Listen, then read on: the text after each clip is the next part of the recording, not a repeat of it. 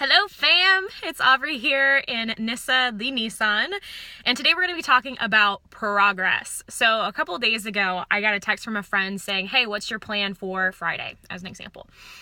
I plan my schedule, my Google Calendar to a T. There are no empty slots on said calendar.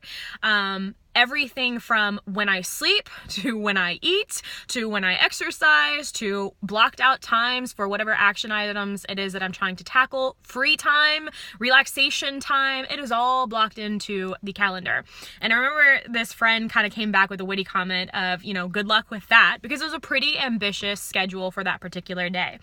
And it kind of rubbed me the wrong way, but at the same time, I get it. And the message that I want to get across to you, and what I told him is, hey, progress is still progress. Even if I don't achieve everything on this action items list, even that little step forward is better than no step at all. And I know people who do not plan or set any goals whatsoever because they have the mentality that they're not going to achieve them anyway. So why bother? Please don't be that kind of person. I doubt someone who's going to be watching a video like this would be that person, but there are people out there like that. And if you find yourself having that mental thought process of there's no way it's going to get done anyway, so like why even make an effort, you are setting yourself up for failure. And really the reality with setting goals is it's just like a GPS. If you don't know the coordinates of where you want to be, where you're headed, what direction you're going, then you are going to end up in the middle of bumfuck nowhere. Sorry for the language, but middle of nowhere is where you are going to end up. And unless that's what you want to do, unless that's what you aspire to do, then you need to figure out where you want to go and then work your way backwards. Just like planning an event, we always set the date for the event and then work backwards in figuring out the timeline and schedule of the benchmarks leading up to that particular goal, that particular event. So that's how you should be planning your life. And what I love about Google Calendar is that there's flexibility and that I can literally drag, drop, move, reschedule things, but I have all of my priorities, and I'm a visual person, right in front of me. So I know what I need to get done for this week or for this day. And it's also important when you're kind of an amateur to this, that you understand that it's okay to move things and to also not bite off more than you can chew. There's a book out there that says, Eat the Frog, I think it's called.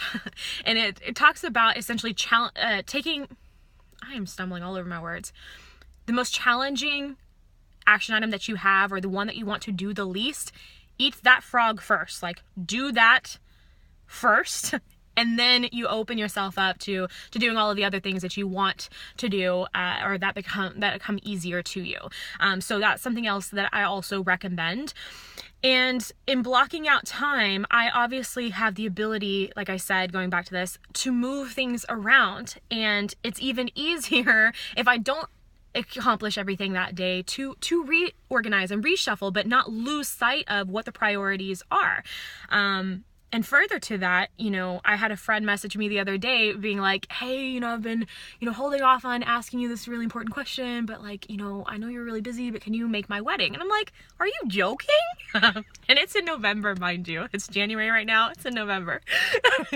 I was like, of course I can make your wedding. He's like, I just know how busy you are. And I was like, look, you trump my calendar. All right. I do have my calendar blocked to the T for months.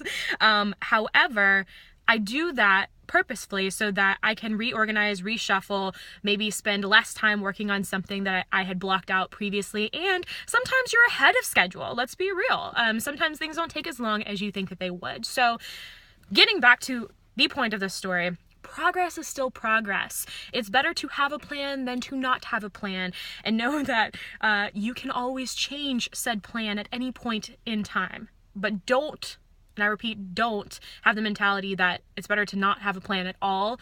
If you fail to plan, you plan to fail. Let's end it at that. That is my thought for today.